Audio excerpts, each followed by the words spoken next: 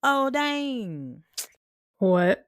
I had meant to go back and listen to the Axemen of New Orleans episode to see if I actually Oh. had done that accent. So I guess it's gonna have to wait. I forgot. I've been listening to some other ones and completely forgot. But Yeah, I forgot too. let me make my note right now. Yeah, because I already have your speech ready. I already know what speech I want you to do. Let me make my note right now because I know that I was speaking in the New Orleans accent in that episode. Yeah. The bet is if I was not speaking in a New Orleans accent, then I would have to do a monologue of Dee's choosing. Mm-hmm. Is it from, you don't have to tell me what it's from, but let me guess. Is it from Eve's Bayou? No. Oh, okay. But don't tell me. Don't tell me. I just wanted to see if that's not a bad idea. It's going to be kind of tough, but Lord I Jesus. think you could do it. Oh, Lord Jesus is fine. But okay, I made myself a note.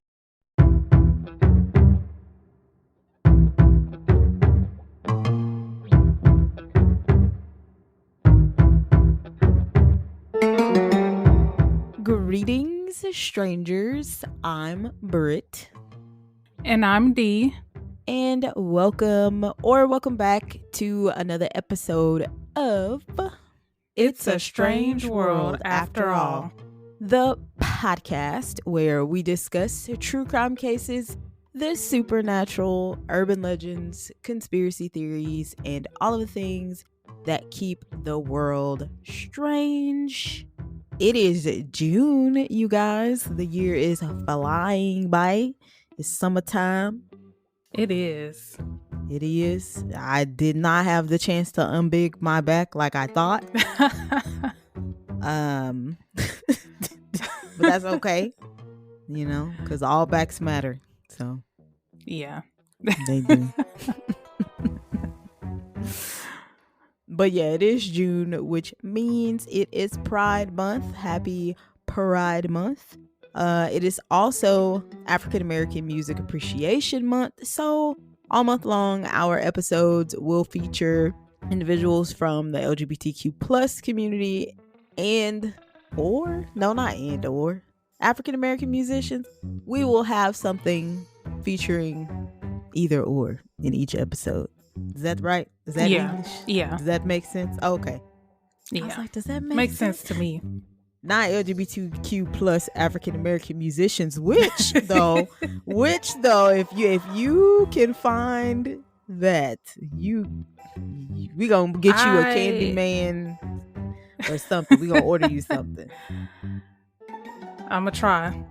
Okay. Because I have somebody in mind, but then it would just be his life story. It wouldn't be like a true crime or paranormal thing.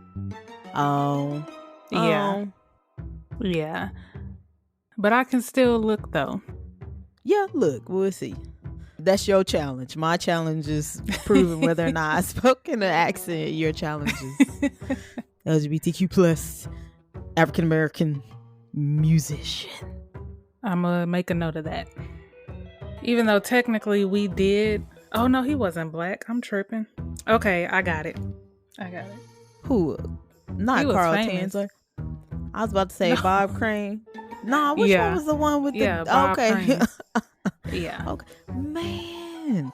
So I started, for whatever reason, side note, and then I started listening to the episodes, like, just for notes and stuff, like how we said we were going to, like, do... Whoops. I shouldn't have had that in my hand anyway. I dropped something that was in my hand. Anyway, like, referring back to episodes or doing updates. So I was like, I'm going to listen to the show backwards. Don't ask me why. I was literally just like, let me just start from the most recent episode and go backwards. And there are some that I was like, we did this. I completely forgot, and just having a good time. Just like, man, these girls are... That's good. How are they not famous? These girls are... I know. That's funny. In today's episode, we discuss Ronald Dominique, known as the Bayou Strangler. Ronald is a serial killer and rapist who murdered at least 23 men and boys in Louisiana between July 1997 and 2006. And there is, right, a documentary. Is that in here? I don't remember. Yeah, I don't remember because the name of it was The Bayou Strangler, or wait, Bayou Blue? Yeah. Because it was on what, Prime or? Yeah, I saw it on Prime, but I don't know Okay. where it is now. I think it might still be on Prime. Or you definitely can rent it on Amazon. Oh, yeah. The documentary is a little slow, in my opinion, but it gives like a lot of information. It's really informative. It's not like one of them where like they're acting out scenes and it's really dramatic. No, it's pretty fact based. Yeah, it's been so long since I've seen it, but I do remember it being pretty slow. And then that one dude kept yawning, and I was like, "Oh my gosh, cut the shenanigans!" I was like, "Oh my gosh!" You remember which one I'm talking about? I think so, cause I cut the shenanigans. Cause I had to watch it more than once, cause I was like, he making me sleepy. He making me sleepy. That's what it was too. Okay, man. But I would still recommend it. Yeah. Yes. If you want to know more facts. Okay. The FBI stated that this case was the most significant serial homicide case in the country over the past 2 decades in terms of both numbers and duration. So talking about Ronald Dominique's case. Mm-hmm. Yeah. Despite the number of victims, Ronald's arrest received little attention outside of the state because it took place not long after Hurricane Katrina. When was Hurricane Katrina? That was 2005, 2006. Or was it a little bit earlier? I feel like I was in middle school. It was 2005, August 2005. So it was like my 8th grade year. Okay. Yeah, because I was like 2004. I was like, no, because I was still in school, so I know it wasn't 2004. Ronald Dominique was born on January 9th, 1964 in Thibodaux, Louisiana. He was the youngest of 2 children born to poor parents who lived in a trailer park located on the outskirts of the city. He graduated from Thibodaux High School in 1983. In high school, Ronald was known for his lack of communication skills and weight problems. This caused him to have low self-esteem. He was often the target of physical attacks by fellow students. So bullying. Yeah, that's sad. Yeah. Shortly before leaving high school, Ronald discovered he was gay and he visited a local gay bar several times. Some of his classmates had seen him there, resulting in harassment and accusations of homosexuality, which he denied. Despite his lack of communication skills, Ronald was very active in school and spent his free time singing in the choir and performing with his school's glee club. He was known in Thibodaux for his generosity and was often seen helping the residents of his community with yard work or groceries. So even through the bullying and coming to terms with his sexuality, he was still active in the community. Yeah. That's a dangerous thing because a lot of which he hasn't done anything yet, but you know how like a lot of serial killers were active in the community, like it was almost or a good number of them kind of like like John Wayne Gacy. Yeah, BTK. Mm-hmm. Well, I forgot his name though. I just know Dennis Rader. That's what it is. I was about to say. Yeah, because he was involved in the church, in the community and the church. I was about to say, I'm sorry, did you say B2K? Like bump, bump, bump? Or BTK. Yeah, Yeah. Dennis Rader. Mm-hmm. Yeah. Mm-hmm. But yeah, because that was the first one that came to mind. Because like I was like, he was. I think he did. He teach like Bible study or something. Like he was in the church. He was Yeah. heavily in the church. After graduating high school, Ronald attended Nicholls State University where he studied computer science. He ended up dropping out in the mid 1980s. On June 12, 1985, Ronald was arrested on charges of sexual harassment committed via telephone for which he had to pay a $75 fine. Sir. I wonder, was he like just calling random? Well, I don't know. Oh, I thought you were gonna What? say what's the one called? The McDonald's that call the prank caller. Oh, yeah. Yeah, that one. Yeah, that. Cause how do you commit sexual harassment via the telephone? I think I was about to ask, was he just calling random people? And because I mean, when was caller ID? And how they know it was him? Unless he was like, hey, this is Ronald. I don't know. Right. Or maybe they traced it. Maybe because what I'm thinking, and I'm trying to say it in the most PC way, is like maybe he was calling people, getting them to stay on the phone with them, or like calling, like let's say you have to talk to a bill collector. So that's like you would have to be on the phone, but like maybe he was touching himself inappropriately while on those calls, and that's how I don't like know. turning them into his own personal girl Yeah, it six. could be a number of ways. Cause I'm thinking, was it somebody he knew and was he just calling them like kind of like stalkerish, like calling them all the Oh, time? And and so they knew to report him yeah, then $75. Well, I guess it was the 80s. I don't know. back then. Back then, Yeah. yeah. On May 15th, 1994, he was arrested for drunk driving but was only fined. 2 years later, on August 26, 1996, Ronald was arrested for rape based on a testimony by his neighbors. According to them, a partially dressed young man jumped out of the window of Ronald's sister's house where he lived at the time and claimed Ronald then raped and attempted to kill the man. Ronald was arrested and his bail was set at $100,000. But when the case was transferred to the court, the prosecutor's office was unable to locate the victim or confirm his identity. Eventually, the case was dismissed in November of that year, which is so sad because it's feeling like a moment where it all could have been avoided if they would have got him on this, because then he would have been put in jail for a while. But the person didn't show up, or they Oh, couldn't yeah. figure out who the person was. I feel like they knew who he was. They just, or wait. It said confirm his identity. Okay, yeah, they knew who he was. He just didn't show up. So confirm. The victim. Oh no, it says they were unable to locate the victim or confirm his identity. Okay. Because this is just going by what the neighbors saw. So yeah, they probably didn't even know Yeah. him. Yeah. So if they could have found that Yeah. victim, then it could have been avoided. Well, who's to say that they wouldn't have let him out? I don't know how much time he would have got for that, but at least he would have gone to jail. Yeah, that's true.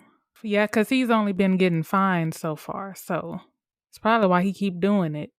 Oh, yeah, yeah. Yeah. Because the drunk driving, he was only fined, and then the sexual harassment was $75. So, yeah. On February 10th, 2002, Ronald was arrested again, this time for assaulting a woman in Terrebonne Parish during Mardi Gras. Hopefully, I said that right. If not, I apologize. Louisiana. Oh, how you said Terrebonne? Yeah. I was like, what, Mardi Gras? Is it Mardi Gras? That's funny. So Terrebonne is what Google told me, so that's what Mm-hmm. I'm gonna go with. Ronald claimed the woman hit a baby stroller in one of the parking lots due to her reckless driving. He began arguing with her, demanding an apology. After she apologized, he punched her in the face. Ronald was charged, but the case was dropped after an agreement was reached between him and the woman. Sir, Whoa. that is ridiculous. Yeah, it's intense. He's like slowly becoming unhinged. Yeah. Because it seemed like he was kind of like he was getting bullied in school, but he was coping decently. And Yeah. then And then this one, like, he didn't have to, like, I get why he was upset because she hit a baby. Well, I don't know if she hit the baby, but. That's what I was going to ask. Did that actually even really happen? Yeah. But after she apologized, like, why would you punch her in the face? I don't know. And then did they? The people be taking in New Orleans. The people be taking their babies to what Mardi Gras? Yeah, but what's the Bourbon Street? Oh, I mean, if it's I'm Mardi like, Gras, probably. Correct me if I'm wrong. If we have any listeners in New Orleans, for them, it's like a family affair. Like one of my old coworkers, she was from New Orleans, and they took the whole family, like all ages. Yeah, I just think of the beads because that's not child friendly. They titties for some plastic beads you can get from the dollar store. Yes, I know. Same B is what I think of. So yeah. But does anything come up about his like IQ or any mental illness? So that I don't think so. Hold on. Yeah, I don't think so. I'm not seeing anything. Oh, okay. I was just wondering because, like I said, it was just like a slow spiral. Yeah, but a lot of times it is though because people don't really pay attention to stuff like that, even though they should. Because he's been doing it's like you said, it's gradually getting worse. I was going to say worse. It just got worse and worse. It did. I thought that. I was like, it just keep getting worse. Yeah, it's gradually getting worse. So, and then I think people kind of overlook it because he was like involved in a community. They probably like, oh no, he couldn't do something like that. But you never know. Yeah, you never know. Yeah, or definitely some anger issues. Yeah. Ronald was unmarried and had no children.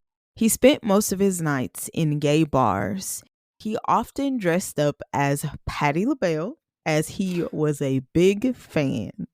Which, if you, I'm only laughing because if y'all see what Ronald Dominique looked like, I am here for expression. Y'all know we love drag. Y'all know we love like RuPaul's Drag Race, but it's the fact that he liked to dress up as Patti LaBelle. And if you see, but this could have, I think this what was he looked like in his younger, well, no, because how old was he? I'm First trying to of all, figure how old was he when he was doing this? An Anglo-Saxon American, is he not? Isn't he a Caucasian? Yes. But and that's not the issue. I mean, that's not the biggest issue. It's just funny. It's just the thought of picturing him dressed up as Patti LaBelle. It's just like, interesting. Yeah, hold on. Because all I can see is what he looked like, when he was incarcerated. Yeah, that's what I'm getting, but egghead. I was trying to see if I could find some pictures of him younger, but I can't. So, but no, that's fine. He was a big fan, so that's fine. Long as he wasn't doing blackface, that is fine. I was just about to say. That is fine. And then what Patti LaBelle wig did he use? Questions that need answers. Questions that need answers. And did he perform? Or did he just dress up like her? Oh, did he perform? He probably didn't perform. I don't think so. Oh, wait, but no, because he did choir and glee club. So maybe he performed. Oh, true. Maybe. True. Ronald was unable to establish a serious relationship and was looked down on by the local gay community because he couldn't establish a serious I relationship, think or I think that's part of it. I think it's just how he it could have been like how he was. like a creep. They probably Yeah. sensed that there was something Yeah. off about him. Oh, okay. Yeah, that's what I'm thinking. I don't know for sure. Apparently, allegedly.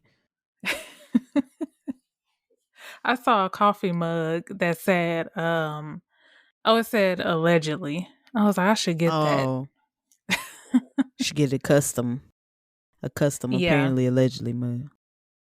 Ronald's victims were teenagers and men aged 16 to 46. Most of them were drug addicts, homeless, or vagrants. Ain't that the same thing? What? Like being homeless and a All of it? vagrant? I was like, No, not all of it? no. I was about to say, dang. No. Yeah, because it's a person without a home, without a steady home. Yeah. Okay. He would often meet them during walks or trips in his pickup truck, as well as gay bars. He lured them with offers of drugs, alcohol, and housing. He would also promise them a meeting with his supposed girlfriend who would be willing to have sex with them for money. Ronald did this because most of his victims were not gay. This to me kind of paints him as a predator because he was intentionally seeking out these men who were drug addicts who didn't have a place to go. They were homeless, and then he was luring them in with the drugs and like the promise of sex, and he was intentionally seeking these people out. That makes him a predator. Yeah, and then that's probably how he got away with it for so long cuz he's thinking like, okay, nobody's going to miss them cuz they're drug addicts, they're homeless, so that's Mm-hmm. probably how he got away with it for so long cuz sadly nobody really cared. That's true. And I don't know if we mentioned this or if it's going to come up, but his victims, let me look really quick. His victims were black men on That's what top of that. I was gonna ask, wasn't he someone else that preyed on African American men? Yeah. I don't know if I mentioned it like later, but that was like a big point because like nobody's gonna go really looking for these black men because like first of all they're homeless, so people don't even know that they're missing. Yeah. So like he was, I don't want to say smart about picking his victims, but I mean he probably didn't think he would get caught. He was calculated in those decisions. He intentionally did that. Yeah. Mm. After convincing his victims, Ronald would take them to his trailer, trigger warning, where he would overpower, tie them up, and rape them. When he was done, Ronald would strangle them, load their bodies into the back of his truck, and dump them in rural areas of the 6 local parishes. So parishes, I feel like people know Go ahead. because it's the same thing as like a county. So like how you have Dallas County, they just call them parishes in Mm-hmm. Louisiana. Just in case anybody wanted to know that or didn't know that.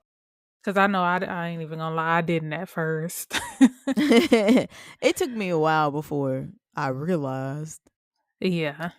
Wait, at this point, is he not living with his sister anymore? Or this trailer was just where he would take them and rape them?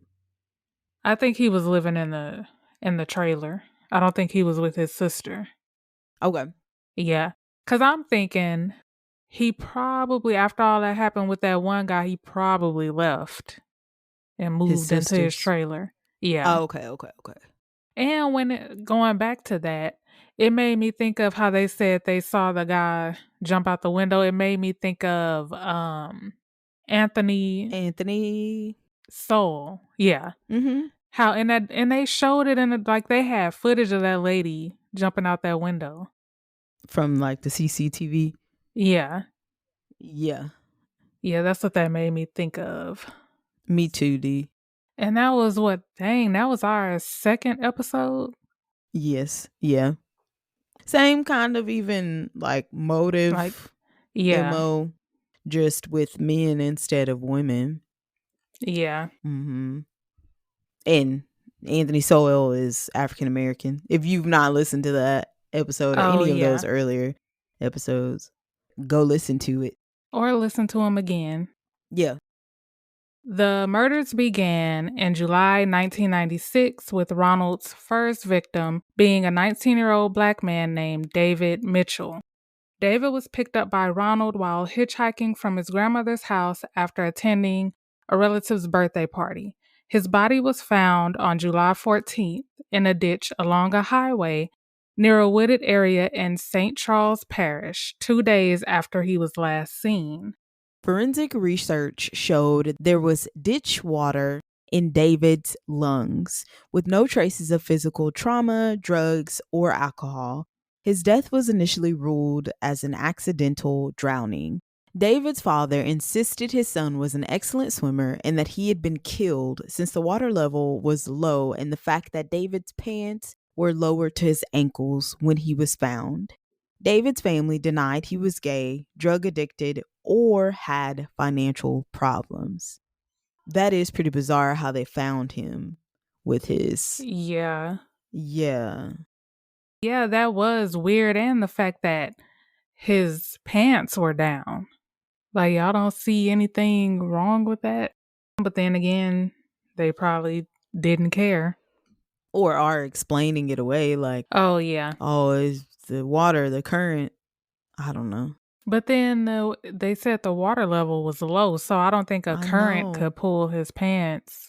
I know. I Yeah. don't know what they tell themselves to where they don't have to do their job. I don't know. Not much. So, oh, he had none of that in his system. Mm-mm. Yeah, so then how do you, because my thing is if the water is, I don't know how low it is, but if you're sober, I don't think you would drown in low water. Now, maybe No. if you had been drinking or if you had drugs in your system, maybe, but there was nothing in his system. Right. And then the dad is saying he's an excellent swimmer. Yeah. So, yeah. Or unless you had hit your head or something, but then that would show physical trauma. So I don't Yeah. know. I don't know. Yeah. That would have me questioning some things. Yeah. Ronald's next two murders also took place in the St. Charles Parish. So now how do we? Oh yeah, because I didn't announce it. Well, because I didn't announce it. I apologize, guys. This is actually a 2-part episode. Yeah, a 2-part episode. So you will have to come back next week. Yeah, so we're just going to get into the victims, how he was caught, the trial, and wrap up. If you're just like, oh, this isn't enough, all you guys did was wet my whistle. we will have that bonus episode for you guys until you can see us next week. Okay, so for what we've learned right now, do we have any final thoughts? I just feel like he knew what he was doing by picking the victims he picked. Mm-hmm. And because I was trying to go back to see, because it said he started in 97, and this went all the way until 2006. So at what point do the police stop and think like, okay, maybe there's a serial killer? Because even though we did stop at the first victim, but I'm just trying to see how he managed to do this for that long. I feel like they just truly, just genuinely didn't care. I don't know. I don't think like back then for homeless black and brown people to turn up missing or people that were addicted to drugs, I think they kind of just figured like And since we haven't gone into the other murders just yet, so I think they kind of just figured it's possible that it was an accident, or like these people were just in the wrong place at the wrong time. Like maybe there was a dispute over drugs, like they were explaining it away, is what I'm thinking. Yeah. Because they don't care. That makes sense. I don't. Yeah, we haven't gotten into the other victims yet, but I feel like so many bodies turning up, they can't all be accidents. I agree. So, like I say, either they just weren't that smart or they didn't care. They just didn't care. It's also so unfortunate that people in these circumstances are seen as easy targets. Or like less than human, or however people are seeing them in order for stuff like this to happen. It's pretty tragic. Yeah, that's true. But yeah, that's all I have for this first part. This side of it. Okay. Well, then that is all. That is just all for now. Again, come back next week. We will have the rest of Ronald Dominique's story. Please follow us on Instagram at It's a Strange World Podcast, Twitter at Pod Strange World, and on Facebook and TikTok at It's a Strange World After All. Also, if you are listening to us on Apple Podcasts or Spotify and like the show, please go ahead and give us a 5-star rating. And if you're feeling extra strange, please write a review. Please and thank you. Yes, we would love to hear from you. What did you think of this week's episode? Also, if there's anything else in the world of strange or true crime cases that you would like us to cover, let us know. If you have any personal stories involving true crime or the supernatural, we would love to have you on the show and share them with our listeners. We are doing movie reviews of the horror, thriller, slasher, and true crime genre. So if you have any movies or documentaries and want to hear our uncensored, unsolicited opinions on them, you can email those submissions to itsastrangeworldafterall@gmail.com or DM us at any other social media platforms D mentioned. And if you want to say, hey there, we will be here. Thank you for tuning into another episode of It's a Strange World After All. And thank you, as always, for keeping it strange with us. Thank you. Bye. Bye. I'ma say bye till D get unfrozen. Bye. Bye. Thank you. Bye. I said I'ma say bye till D get unfrozen. Bye.